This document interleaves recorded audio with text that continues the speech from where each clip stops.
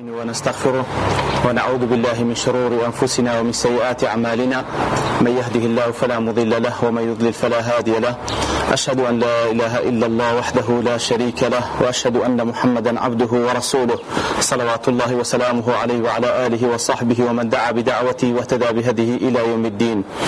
يا أيها الذين آمنوا اتقوا الله حق تقاته ولا تموتن إلا وأنتم مسلمون.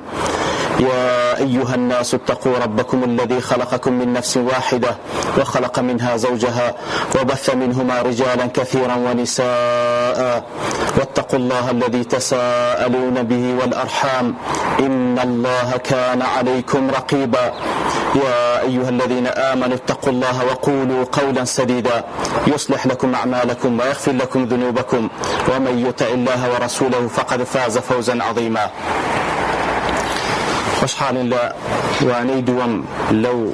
زنجير بابتي تسكين شعر بخدمتهم قاموا بس رضامندي خواي جو وهي وادان عزيز ان شاء الله سودي وربقرن. وهذه كري منبه رحمة خواي لبي دفرني: وعجبا من الناس يبكون على من مات جسده ولا يبكون على من مات قلبه وهو أشد. دفرني براستي جيغاي سر سلمانا كوا خلشي دقريان لو كسانيك اگر لا شكانيان بمري بلان ناقريان لو كسانيك اگر دليان بمري لحالتك دا مردني دل ناخوشتر لمردني لاشا. فيا كاتلاي سهلي كري عبد الله رحمة خواي لبي وتيا يا شيخ دز هاتي تمالك ممالكي برديمة ايش بيقو شكري خواي بك. لو دخل الشيطان قلبك وأفسد إيمانك ماذا كنت تصنع؟ شكري خواي بك ما لك درويشتي أديق الشيطان بهات بنا ودلت الشيطان بهات بنا ودلت إيمانك إلي تيقداباي أو كاتت تذكر كاتا حقا براسي هريق لئيمة دلكان من هريق لئيمة دلكان من بريتي لا أو كشتي كبهوية تتوانين خوما النجاة بدين لو جيشتن ببهشت كانوا برين إتر كيست آقادار بين لناو شبهات الشهوات نخن شيء أو دلانمان ديارا يقل نشانكاني خنكاني دل مردني دل أويك نشاني زود بلام يقل علامته هل ظاهرة كاني أويك كعدم التألم باقتراف المعاصي أو كسوالي بي هرچند گناه دكا خفتي بينا أخوة كي دب تشتيشي آساي براسي ونشاني مردني دل خوابنا ما بدا ليه وكو خواهي سبحانه وتعالى دفرني: يا أيها الذين آمنوا استجيبوا لله وللرسول إذا دعاكم لما يحييكم. أي أو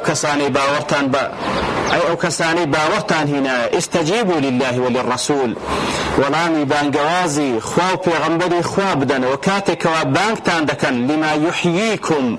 كاتك وبانكتان دكن لبو أوي كواجيان تاني تدا كاتا خواهي قول بانك مان دكا اگر ولاني بانقوازي خواب پیغمبري خواب دينوا او عبد الله كان مان جياني راستقيني لك وتناوي جياني برل بختوري فمن اتبع هدايا فلا يضل ولا يشقى. لبري هركسك اتباعي او هدايتيب كواخواي ولا سرزمان پیغمبران ديني صلى الله عليه وسلم خوان لسربي او نتوشي قمرائي دبي نتوشي مقبتيج دبي برايتر ديار ايما كخلق كراينا لبو اوي كوا عبادت بكين او عبادت تشكوا خواي قوري لسر ايما يدانايا بحقت هربا سود قازان زي خومان تواو دبي وكو خواي قوري دفرميتن: وإن تشكروا يرضه لكم. اگر شكرانا بجينا زو نعمتكاني خواي قوري بكن خوا رازي دبي لكم لبونغو رازي دبي واتلي مصلحتكم لبو قازان زنغو خواي قوري رازي دبي اقرنا خواي قوري سبحانه وتعالى وكل بيشو دفرم: إن تكفوا فإن الله غني عنكم ولا يرضى لعباده الكفر. خواي قوري سبحانه وتعالى غنية دولة من بتيجتي بكسني هل هموش كافر بن خوای گەورە هیچ زەرەری پێ ناگا بەڵام ولا يرضى لعباده الكفر بەڵام لەگەڵ ئەوەش خوای گەورە ڕازی نییە لە بۆ بەندەکانی کەوا کوفر بکەن ولا يرضى لعباده کەواتە عینی لامەکە لێ واتە لە بۆ مەسلحەتی بەندەکانی خوای گەورە ڕازی نییان کافر بن چونکە ئەگەر کافر بن ئەوە بەدبەختی شانیان دەگری لە دنیا و لە قیامەت. ئیتر لدواء ودفن واعلموا أن الله يحول بين المرء وقلبه بزانا اگر ولامي بانگوازي خوای گەورە ندنوا كبرو جيان بانگتان دكا تاك بزانا كوا خوای گەورە بتوانا ببیتە کۆسپێک دروست بکا لە نێوان خۆمان و دڵەکانمان تاوەکو نەتوانین سەیطرە لەسەر دڵەکانمان بکەین کەواتە ئەوەکو هەڕەشەیەک ئەگەر بێت و لە کاتی خۆشی لەو کاتێکەوە دڵەکەت لە دەسەڵاتی خۆتە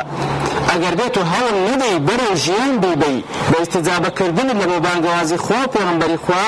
ئەوە ڕۆژێکت دێتە پێشی کەوا کۆسپێک لە نێوان تو دڵت دروست دەبیتن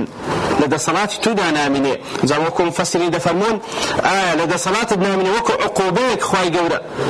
عقوبەی دەدا بۆی کەوا ئەو کاتە بە هیچ شێوەیە گەڕانەوەی نیە لە بۆ هیدایەت هەر لە ژیانیشدایە ونقلب أفئدتهم وأبصارهم كما لم يؤمنوا به أول مرة بوشوا يعني وتابع معناه مردن دي كاتك وإنسان مرد يتل شير دا صلاة خوي دردتي كوات إنسان حتى بكري مبادرة بك زوي دست بيش خريبك لو كوا بانقوازة ولامي خوي قرب دات ولامي خوي قرب بانقوازة كي ككرديتي لبوجيان من ولامي بدينوا ئیتردارە کاتێکەوە قسەکان هەمووی لەسەر دڵە لەبەر چی قسە لەسەر دڵ دەکرێت لەبەر چی ئەوەندە گرنگی بە دڵ دەدرێت لەبەر چەندین هۆکار یەکەمیان لەبەرەوەی ئەو دڵە مەلیکە لەناو ئەو لاشەیەکەوە هەر یەک لە ئێمە هەیتمان هەروەکو لە حەدیث صحیح بوخاری داتیکەوە پێغەمبەر صلی الله علیه وسلم دەفەرمی ئەلا ئاگادار بن وئن في الجسد مضغة لەناو لاشەدا مضغەیەک هەیە پارچە گۆشتێک هەیە ئیدا صلحت صلح الجسد كله وإذا فسدت فسد الجسد كله اگر او پارچە گۆشتە کەوا دڵە کە لە نهایەتی حەسەکەی ئەلا وهي القلب ئەو پارچە گۆشتە ئەگەر چاک بوو هەموو لاشە چاک دەبی ئەگەر خراپ بوو هەموو لاشە خراپ دەبی لێ کاتێکەوە چاوت نەزەرێک دەکاتن چاک بزانە ئەوە دڵت فەرمانی پێکردیە کاتێکەوە زمان درۆ دەکا چاک بزانە ئەو زمانە بەندەیەکی بێدەسەڵاتە لەژێر ئەوامرەکانی دڵ ئەو درۆی کردیە کاتێکەوە پێیەکانت بەرەو حەرام دەڕوا باش بزانە دڵەکەت لە پێشی پێیەکانت گەیشتە جێگایەکە کەواتە بەڕاستی هەر ئەویانە دەور دەبیتن وەکو مەلیکێک لێ کاتێکەوە سعیدی کوڕی موسەیەب ڕەحمەتی خوای لێ بکاتێکەوە کەسێکی دی لەناو نوێژیدا ئەو کەسە زۆر حەرەکەی دەکرد زۆر دەستی لە ڕیشی دەدا سعيد كرم مسيب فرمي لو خشع قلب هذا لخشعت جوارحه اگر بيت الدلكي ساكن بي او ديار اندام كانش ساكن دبن كون ده حركيك دلالة رسول الدلكي خشوعينية وهلها عبد الله كرم مسعود خويل راضي بتن لوش زياتر دفرني نوك هلا عبادة نوك هلا عبادة معاصي لاشتي عادتيش دفرني لا يشبه الزي حتى تشبه القلوب كواتا أوزل كي كواكسي لبريدك كوا بالضبط بزلش كسش كدتي دلي أوزل بوزل كيناتي هتاكو أودل بودلينتي كواتا براستي وكو دلي التصرف عنوان التصور إنسان كو هالسكود بكا أو ديارة ناودلي هر أويتي دا ميشكو دلو دروني هر أويتي دا لبرو القدر ينضح بما فيه منزل تشيتي دا بيتن كأو زمانش من وكو كوتكيشا وكو كوتكيكا هر أنيا لناو دل تشيتي دا أويني ددتي وكو كو كاتكا منزلك دادني بكوتكشتي دادن هر أو هايا لێوە بە پێچەوانەوەش ئەو عیلاقەیە لە نێوان ئەوەی کە لەناو دڵدایە و هەروها ئەو هەڵسوکەوتێکەوە ئینسان دەیکا بابلين وكو وتمان رنگ دانوي اوي لنا ودلتي لهل سكوتكان رنگ داتوا ببيتسوانيوش هل سكوتيش تأثير لنا ودلو دلون دكا ايش يعني هي لبري وكو بيان صلى الله عليه وسلم بحديث صحيح مسلم قال فرمي استووا ولا تختلفوا. طبعا كاتك وبيان صلى الله عليه وسلم توصيل عندكاتا لبوي كواصفة كان من لن يجد جماعة ريق راوستين راست راوستين خلاف لنيوان ما نبي يقل بيش بي يقل باش بي استووا ولا تختلفوا فتختلف قلوبكم. استواب كان راز راستن اختلاف لنيوان تان نبي سكوا قد اختلاف لنيوان تان بود ما كانش تان اختلاف دكوت بيني كواتا ده همان شوى براستي علاقي بيني تصرفه أولنا ضمدا علاقك وكلا كانك كيميائي كان بابلين لهود لا سهمي هي بهود لا عند درواتا وهروها لخالة شركة لقلنجيدان بدل برأوي أو ضل أو آمان زها وبشيء كوا هم شيطان وهروها هم ملائكتيش هودو تشيان آمان زيان أو ضلية وكل حدث كوا إمام الترمذي دجرته عبد الله كوري مسعود خيل رازي بلا بيغمبر دجرته صلى الله عليه وسلم كذا فرمي كحسكاش أحمد شاكر تصحيحي لك تفرمي إن للشيطان لمة بابن آدم الشيطان لما يتشهي بدلكي ابن آدم لما الإمام وهاتي وتلين زيك دبيته هودا بسي تناوي وللملك لمة وملائكتش هذا دابها ماشي ولين زيك بتوا بتشي تناوي. فأما لمة الشيطان فإعاد بالشر وتكذيب بالحق أو هولداني الشيطان لبوتسيع فإعاد بالشر كات هرشي الشر ليدك كو وكلو آتك وكما لا آخر فمي كذا فمي الشيطان يعيدكم الفقر الشيطان هرشي شتي خراب ليدك كاتي كذا تبخشي هرشي أود ليدك أجر ببخشي لبناء إخوة فقير دبي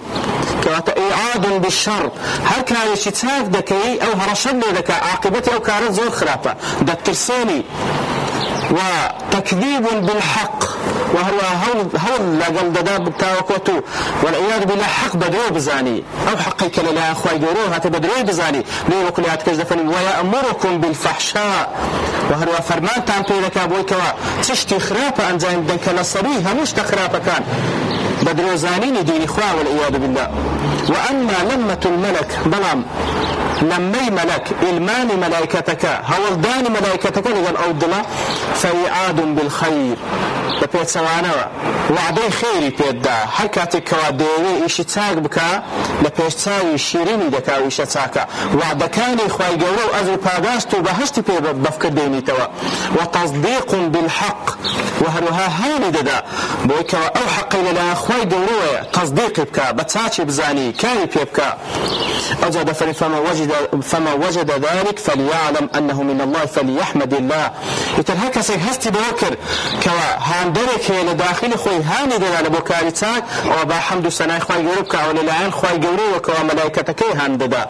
ومن وجد الأخرى هكا سيشي غير أو لنا ودري خوي هسبيكر وسوسي هسبيكر كابرو خرابي دباو شر لبو درازين توا فليتعوذ بالله من الشيطان الرجيم. أو بابزاني كأول الشيطان ويترخوي بدأت بناي خوي جورو بل أعوذ بالله من الشيطان الرجيم يتلعوذ بيان صلى الله عليه وسلم أو آتيخندو الشيطان يعيدكم الفقر ويأمركم بالفحشاء. ويتوكل ابن القيم رحمة خويلي بلا إغاثة اللهفان دفني كاتي كوا الشيطان تاق دزانيتن كوا أو دلي إنسان وكو ملكة همو كارو كردا وكان لويه وهالدقولي لو همو تركيزي خوي لسر أو دل دانايا يتل وسوسي دخاتناي خرابكاري لو درازين ولا أقوال ولا أفعال وتندين طليلو دادنيتوا تندين طليلو دادنيتوا دلي أقلبيتو السلامتي يجبيلو نكوتنا أو تركان أو باهند التأخير دكا باهند هر تأخير دكا لو رجاي كوا قلتي تبر لرجاي خوا برستي لخالص يوم لو جرنجيدان لبر تشي جرنجي بدل ددري لبر أوي پاچی دل وكل هفته رابدوش امازما پک پاچی دل شرطك ومرجك لبو نجات بون لاجر وهروها داخل بوني بهشت بانو بدين خوي سبحانه وتعالى سورة مائدة كاتك وبعض المنافقين وبعض الجولكان دكا دفرمي بهوي كردوا خرابكاني خويا أولئك الذين لم يرد الله أن يطهر قلوبهم أنا خوي قولوا نيويستيا كدلكان ينخاوان بيتوا وهركس يشيش دلي خاوان بيتوا لهم في الدنيا خزي ولهم في الآخرة عذاب عظيم كواتا هركس يشيش دلي خاوان بيتوا أولا دنيا دا سرشوري لبو أو كسيا وهدو على آخرة عذابكو سزايا چيزو بإيش وعذاب خوابنا مبدا لا صحيح مسلم ده هاتي بيان صلى الله عليه وسلم لا يدخل الجنة من كان في قلبه مثقال ذرة من كبر ناس تبهشت أو كسي كوا أجر بقدر توسقالك كاتا بقدر قرسائي يكزرش تكبر خوب جورزاني لنودلي هبي ناس تبهشت ديارك ناس تبهشت واتل قدر أو كبر التأخير دبي أو جاء سزاد دري عراد جيري لبو حساب ديارا كبري شيك لو خباستانو يكا لو اشتت نساني كوا ضلي إنسان بيز دكا ليه أو بيساتي هطال نودل بيو تأخيري دكا لسونا بهشت وكو ابن قدامة دفرمي نبرتي بيعنبا صلى الله عليه وسلم بتايبتي داسي كبري كردية دفرمي نبري كبر تكبر ليدان خوبا قورزانين أو دبتا كوسبيق لنيوان بندو لنيوان قيشتن بو خورا وشتا إسلامي كخوادي لبند دا بيتجي لوانا خوي قردوي إنساني مسلمان تواضعي هبي خوبا كمزانيني تيداوي أو ببيتسواني وخوي بي قوريا أو كسي كوا كبري هي حسادتش لدلي دروز دبي وري بي خوشنا كس لي تاكتر بي أو كسي كوا كبري هي بغضش لدلي دروز دبي راستي منبعي سرتساوي زور بي خرابكاني ناودل كبرو دست بيركاتن هر أوامو إبليسي والي كركوا توشي أو مصير تارنو سيكر قلت أنا خير منه لآدم يتر براستي كبر شتيش بيسا ليه بيانزون دفن ميتن هر كسي بقدر مسقال ذريتش كبر لذلها بناس تبهشت وتباشرت القرآن بيروس أو كساني كوا روح ياند تشري لإيمان داران أو كساني كوا دس نبهشت تصفتي شان تيدا أو كده سورة النحل دفرني الذين تتوفاهم الملائكة طيبين يقولون سلام عليكم ادخلوا الجنة بما كنتم تعملون أو كساني كوا روح ياند تشري ملائكة تكاني رحمة روح ياند تشري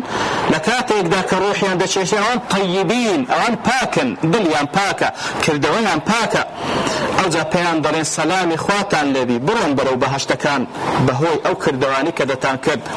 ولا سورة الزمرج دفني وقال لهم خزنتها سلام عليكم طيبتم فادخلوها خالدين كوا تبهمان شوى أو أنا كوا كومل دبردرين برو بهشت لسورة الزمر وكوب الزمراء باسي عندك أو جا ملائكة كان بيشوازيان لذكنوا بيان دارين سلام خواتان لبي انگو پاک بون طيبتم پاک بون او جا فادخلوها خالدين كاتوي لري دام بس تبغوتر براستي بهشت پاكه هر کسی چیش پاک نبی ناس تبهشت لوكو ابن القيم رحمة خواه بلغات اللهفان دا دليتن دفرميتن فالجنة لا يدخلها خبيث بهشت كسي چي بيز ناس تناوي ولا من فيه شيء من الخبث وهيج كسي چجناتي خباستك وبيساتك لضلها بي فمن تطهر في الدنيا ولقي الله طاهرا من نجاساته دخلها بغير معوق هر کسی لدنیا دا هولی دا خوی پاک بکاتوا ایتر دو پاچی گیشتو خدمت خواه گور سبحانه وتعالى ایتر دفرمی دسته بهش دا هیچ کوس بک ومن لم يتطهر في الدنيا بلام أو كسي كواپاق نبيتو لدنيا فإن كانت نجاسته عينية كالكافر اگر کسی پاک نبیتو اگر بیتو او پیسیشی عینی بی وکو دلی وکو کسی کافر کوا کفر نجاستکی فی عینه نجسه واتا پیساتیکی کفر کافی کوا هموش تیشی لپیز بکا دلی او کس لم يدخلها بحال طبعا بهش دهش شيء زي كافران نية وإن كانت نجاسته كسبية عارضة بلام اگر پیساتیکی كسبية ایمان داره نجاسته پیساتی کفر تیرانیه ایمانی هي بلان نجاستکی کسبیه واتبهوی او تاوانانی که انجامی دا وکشتوشی موقت هاتی تسر درونی دخلها دستبهشت بلان کنجین بعدما يتطهر في النار من تلك النجاسة لدواي او كوا لآجر پاک دەبیتەوە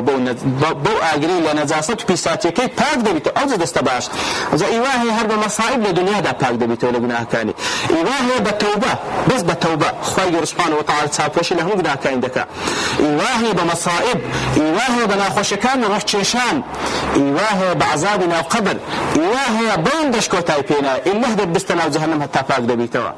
ئەوجا وەچی پاک بووە ئەوجا بەرەو بەهەشت دەڕواتن ئەوجا لە دوای ئەوەی کەوا وەکو پێغەمبەر صلی الله علیه وسلم دەفەرمی ئیواهەیە کە لە دوای ئەوەی لەسەر پردی سیڕاتیش دەپەڕیتەوە وەکو لەو حەدیثەکەوە ئیمام بوخاری ڕوايەتی کردووە ئیذا خەلەص المؤمنون من النار کاتێکەوە ئیمانداران لە ئاگر نەجاتیان دەبی لاندەی ڕوايەت زیاتر تەفسیری پێدا بۆی کەوا لەو پردەیەکەوە لەسەر ئاگر دانرا کە پردی سیڕاتە کە نەجاتیان دەبی دەپەڕنەوە حوبسوا حەبس دەکرێن سبحان الله لو لێواری وەکو زانان دەفن لەو لێواری پردی سیڕات کەوا نزیکە لە بەهەشت حەبس دەکرێن و ڕادەگیرێن حبسوا بقنطرة بين الجنة والنار كواتا لجيغاك وكو جسرك وبردك راد جيران لبين بهشت جهنم فيتقاصون مظالم كانت بينهم في الدنيا سبحان الله هيش تعشد لبينان ما هندێک شت لە دڵیان هەبوو بەرامبەر بە یەکتری هەندێک لەو مسلمانانە زوڵمی لە براکێک کردێ بە قسەیەک بە گومانێکی خراپ بە شتێک دەبێت پاک ببنەوە نابێت شتێک لە دڵیان ببینێ ئەوجا دەفەرمی لەین بەرە ڕادەگیرێن حتى إذا نقوا وهذبوا هەتا پاک دەبنەوە هیچ پیساتیان پێوە نامینێ أذن لهم بدخول الجنة ئەوجا ئیزن دەدرێ بچن ناو بەهەشت کاتە بەڕاستیەوە زۆر مهمە یعنی ئەگەر دەتەوە بێ کۆست بچێ ناو بەهەشت پێویستە و دڵت خاوێن بکەیەوە پێویستە پیسات تێدا نەمینێ وەکو خوای گەورە سوبحانەهو وتەعالا لە سوورەت مدەثر کەوا لە سەرەتاکانی وەحیە يا أيها المدثر قم فأنذر وثيابك فطهر كواتا خير سبحانه وتعالى فرمان بيغمبرك صلى الله عليه وسلم يا أيها المدثر قم فأنذر وربك فكبر وثيابك فطهر فرمان بيغمبرك صلى الله عليه وسلم وهروا فرمان بشوين كوتواني بيغمبرك صلى الله عليه وسلم بخو خاوين كدنوا جوكو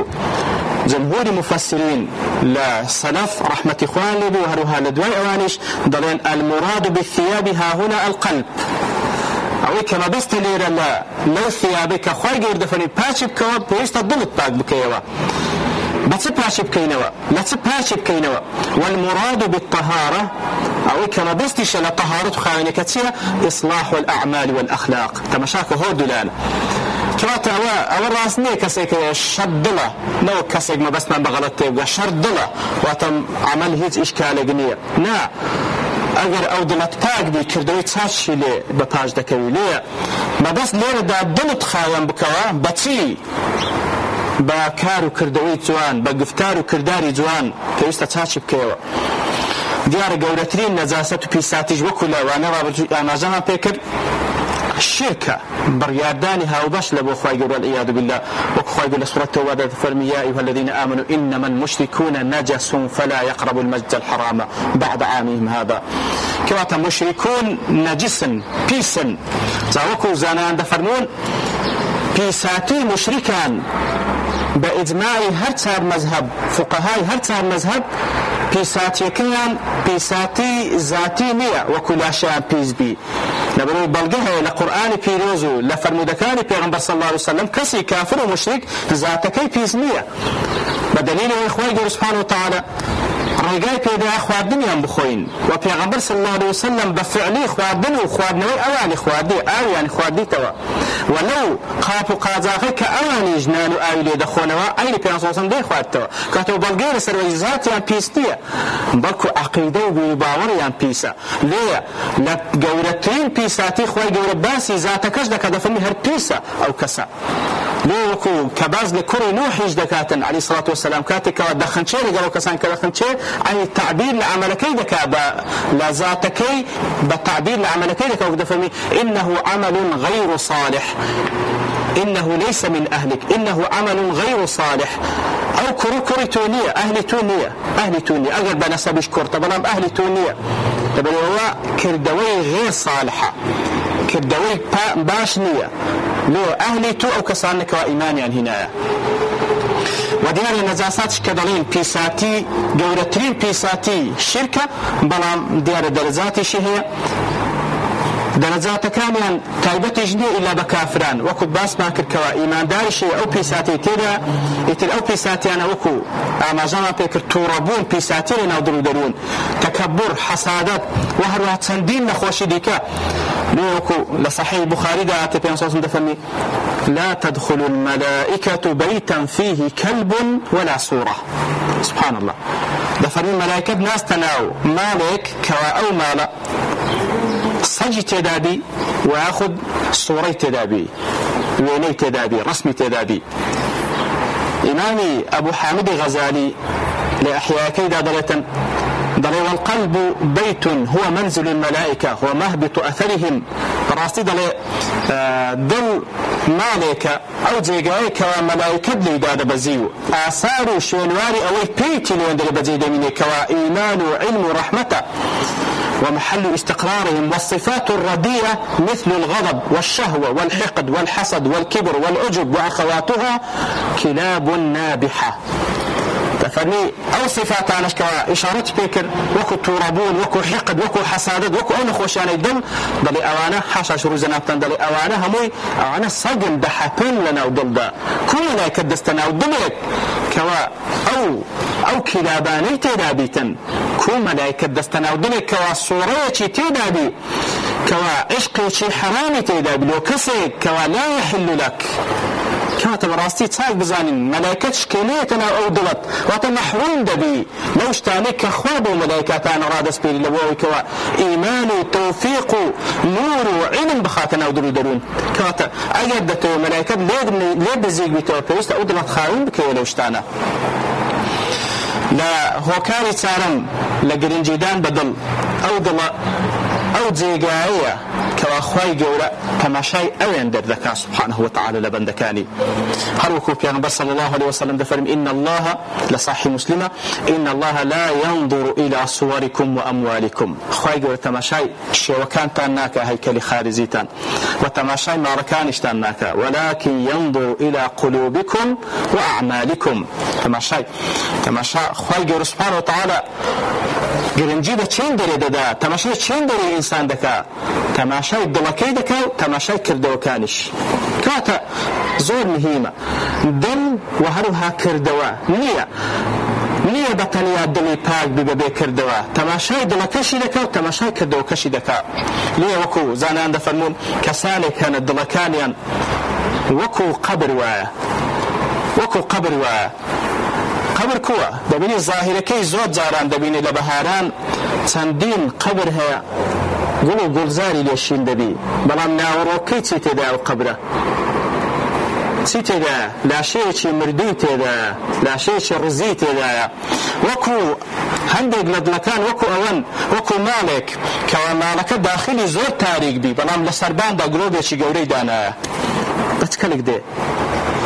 کەواتە بەڕاستی زۆر مهمە ئەو جێگای کە خوا تەماشای دەکا هەوڵ بدەین چاچی بکەین ئەوجا هەم لە دڵەکانمان هەم لە کردەوەکانمان لێ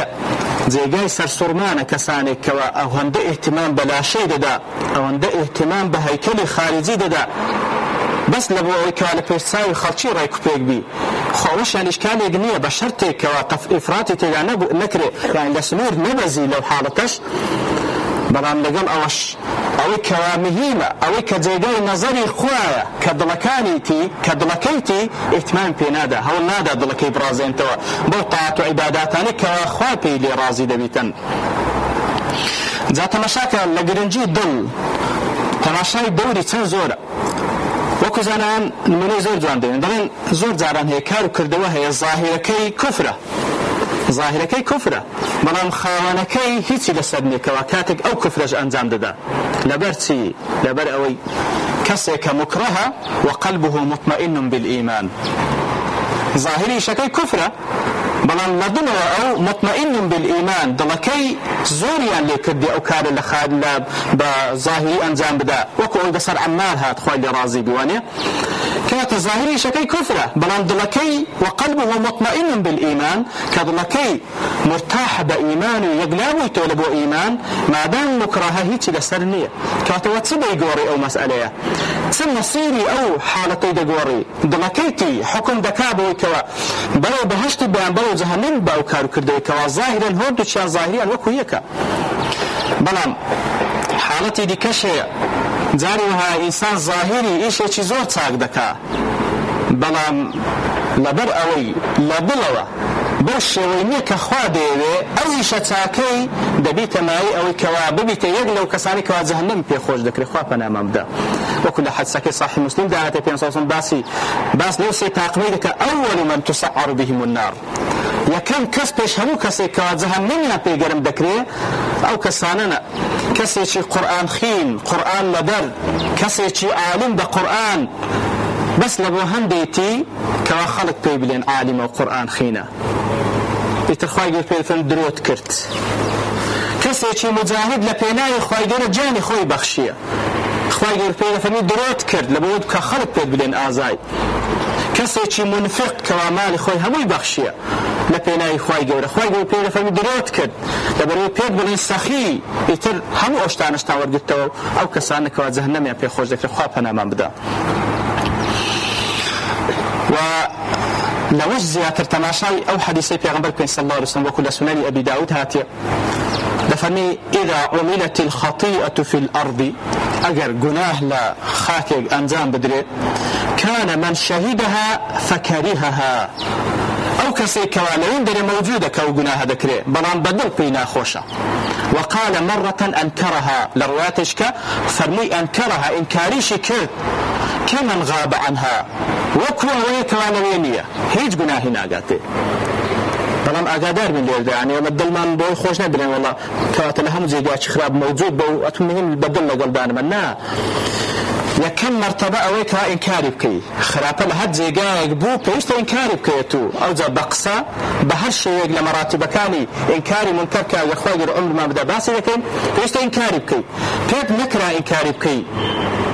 كيف نكره انكار بكي بيست هلبستي لو زي قال اميني بلام كيف نكره لو زي قاش هستي لبون منكسك لسزنه لبيش سايويش انواع منكرات ذكريت سبكا يعني وكسا سمد صلاتي هي بس بدل با انكاربكا كمن غاب عنها وكو او كسيك لوينيا بقيت سوانوش ومن غاب عنها فرضيها كان كمن شهدها بلان كسيك لوينيا جولي دي فلانه زي خرابيك ذكريت بلان بدل بيرازية هل زي خوي تأيدي لك كمن حضرها أيش تارانك وكو كسيك لين دريا هيت فرقيان ليه كما تدرستي أوي كما تحديد موقف لك شيء ضلا ليه بيست زور اهتمام بو قضيان بدين وهرها وكو لحديث صحيح ده هاتي كوا في صلى الله عليه وسلم وكل مسند امام محمد هاتي في صلى الله عليه وسلم كباز لا مساله زنا ده اخواتنا امام ده لكل بني ادم حظ من الزنا